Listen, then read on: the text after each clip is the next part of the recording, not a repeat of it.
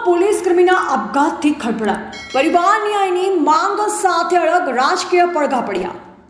પાલનપુરના જગાણા ગામના એક પોલીસ કર્મીએ પોતાના ઘરે ગળે ફાંસો ખાઈ આત્મહત્યા કરી લેતા સમગ્ર પોલીસ બેડામાં ખળભળાટ મચી ગયો છે।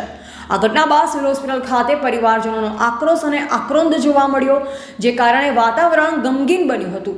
પરિવારે જ્યાં સુધી જવાબદાર અધિકારીઓ સામે ફરિયાદ નોંધવામાં ન આવે ત્યાં સુધી મૃતદેહ સ્વીકારવાનો ઇનકાર કર્યો છે। પ્રાપ્ત માહિતી અનુસાર મૃતક પોલીસ કર્મી અગાઉ કચ્છ ખાતે ફરજ બજાવતા હતા અને તાજેતરમાં તેમની બદલી સુરત ગ્રામ્ય વિસ્તારમાં કરવામાં આવી। સુબોધ માનકર એસપી દ્વારા જણાવવામાં આવ્યું છે કે મૃતક સામે પ્રોહિબિશન હેઠળ ગુનો નોંધાયા બાદ તેમની સુરત ગ્રામ્ય ખાતે બદલી કરવામાં આવી હતી। હાલ પોલીસે અકસ્માતે મોતનો ગુનો નોંધી તપાસનો આરંભ કર્યો છે। પરિવારના આક્રોશ અને ન્યાયની માંગ આત્મહત્યાના સમાચાર મળતા પોલીસ કર્મીના પરિવારજનો પાલનપુર સિવિલ હોસ્પિટલ ખાતે ઉમટી પડ્યા। હોસ્પિટલ ખાતે આક્રંદ અને આક્રોશનો માહોલ જોવા મળ્યો।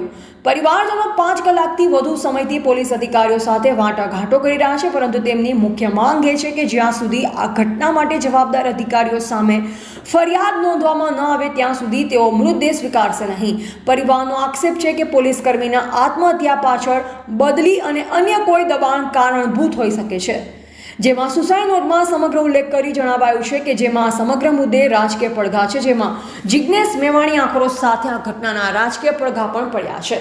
વડગામના ધારાસભ્ય જિજ્ઞેશ મેવાણીએ પાલનપુરના જગાણાના પોલીસ કર્મીના આપઘાતના મુદ્દે પ્રતિક્રિયા આપી છે, જેમણે આ મુદ્દે ન્યાયના તપાસની માંગ કરી છે અને પોલીસ કર્મીઓના માનસિક સ્વાસ્થ્ય અને કાર્યસ્થળના વાતાવરણ અંગે પણ સવાલો ઉઠાવ્યા છે। આ ઘટનાએ પોલીસ વિભાગમાં ભારે ચિંતા જગાવી છે અને અધિકારીઓ દ્વારા આ મામલે સઘન તપાસ હાથ ધરવામાં આવી રહી છે। પરિવારજનોને ન્યાય મળે અને સત્ય બહાર આવે તે દિશામાં કાર્યવાહી કરવામાં આવશે તેમ સૂત્રો દ્વારા જણાવવું રહ્યું છે। શું મામલો છે ને પોલીસ તરફથી કેવી કાર્યવાહી કરવામાં આપણે જણાવવા માગું છું કે એપ્રિલ મહિનાના અંતમાં એક વીવીઆઈપી બંદોબસ્ત બચાવ જગ્યાએ આયોજન કરવામાં આવ્યો હતો। વીવીઆઈપી બંદોબસ્તનો આ વીવીઆઈપી બંદોબસ્તમાં એક પોલીસ કર્મચારીઓને એક વિડીયો ઘણા બધા ઇલેક્ટ્રોનિક માધ્યમોમાં અને મીડિયામાં વાયરલ થયો હતો। આ વિડીયોમાં એક યુનિફોર્મ કર્મચારી એક નશાની હાલતમાં ગાડીમાં બેસેલો હતો અને પછી જ્યારે એમનો સામનો કરવામાં આવ્યો ત્યારે ગાડી લઈને ભાગી જાય છે। આ ઘટનાનો તરત જ ઉપરી અધિકારીઓ દ્વારા ભુજના તરત સંજ્ઞાન લેવામાં આવ્યો હતો અને એમની બ્લડ ટેસ્ટ કરીને એમના ઉપર પ્રોહી એક્ટ અંડર એમના ઉપર એફઆઈઆર દાખલ કરવામાં આવી હતી। જો કોઈ શિસ્તબદ્ધ ખાતામાં એવું કોઈ વર્તણૂક કરતા હોય તરત જ અમારી પણ એ પણ ફરજ છે કે ખાતાકીય પગલાં પણ અમે એસપી સાહેબને અને જિલ્લાવાળાને લેવા પડશે। એમની ખાતાકીય પગલાં અંતર્ગત એમનો સુરત ગ્રામ્યમાં ડીઓ થયો હતો, જેને ટ્રાન્સફર પણ કહી શકાય સાદી ભાષામાં। એમની ટ્રાન્સફર સુરત ગ્રામ્યમાં કરવામાં આવેલ હતી, પણ એમનું વતન પાલનપુરમાં અહીંયા આરોમા સર્કલ પાસે એમનો ઘર છે, ત્યાં એમને એક અજાણ્ય કારણોસર પર કાર એમને સુસાઇડ કરી દીધી છે અને આ સુસાઇડની અત્યારે પોલીસ સ્ટેશનમાં અત્યારે એડી દાખલ થઈ છે અને એડીનો તપાસ અત્યારે પીઆઈ કેવી ચાવડા કરી રહી છે। હું આપણે જણાવવા માગું છું કે અત્યારે જે તે વખતે જે પણ એફઆઈઆર થઈ હતી એમાં ઈ સાક્ષ્ય એપ્લિકેશનમાં મોબાઈલ એપ્લિકેશનમાં વિડીયો અંતર્ગત પંચનામા કરવામાં આવ્યો હતો, એમની બ્લડની ચકાસણી કરવામાં આવી હતી અને આ બાબતે સાયન્ટિફિક બેસિસ ઉપર એમની એફઆઈઆર દાખલ કરવામાં આવી હતી। તો અત્યારે એડીનો તપાસ પીઆઈ સાહેબ કરી રહ્યા છે અને હું આપને આગળની જે કંઈ અપડેટ થશે એવું આપને જણાવીશ। સુસાઇડ નોટની અંદર શું લખેલું છે અને આક્ષેપ કરી રહ્યા છે? મૃતદેહ સ્વીકારી નથી રહ્યો, કયા કારણસર મૃતદેહ નથી સ્વીકાર્યો? માંગ કરી રહ્યો છે એસપી પીઆઈ મેડિકલ ઓફિસર। અત્યારે એવું જાણવા મળે છે કે અત્યારે પીએમ ઓલરેડી જે લાસ્ટ છે એનું પીએમ થઈ ગયું છે અને અત્યારે જે સમાજના લોકો થોડા ઘણા એમાં ભેગા થઈને એમને આગ્રહ છે કે અત્યારે તરત જ એમાં એફઆઈઆર કરવામાં આવે। પણ હું આપણે જણાવવા માગું છું કે બીએનએસની જોગવાઈ મુજબ જ્યારે પણ કોઈ અકસ્માત ડેથ થાય, કોઈ પણ એક્સિડેન્ટલ ડેથ થાય ત્યારે સૌથી પહેલી પોલીસ એડીની દાખલ કરે છે અને એડીમાં પછી કોઈ કોગ્નિઝેબલ ઓફેન્સ અગર નજરમાં આવે છે અથવા ફલિત થાય છે તો કોગ્નિઝેબલ બેસિસ ઓફેન્સના બેસિસ ઉપર પછી એફઆઈઆર બની શકે, પણ અત્યારે એડીનો તપાસ ચાલશે।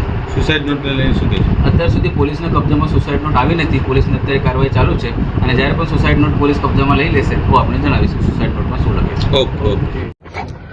જગાણા ગામના વિંદલભાઈ ચૌહાણના આત્મવિલોપનના બહુ દુઃખદ સમાચાર મળ્યા। સૌપ્રથમ તો એમના પરિવારજનોને મારી સાંત્વના પાઠવું છું, મારી શ્રદ્ધાંજલિ પાઠવું છું।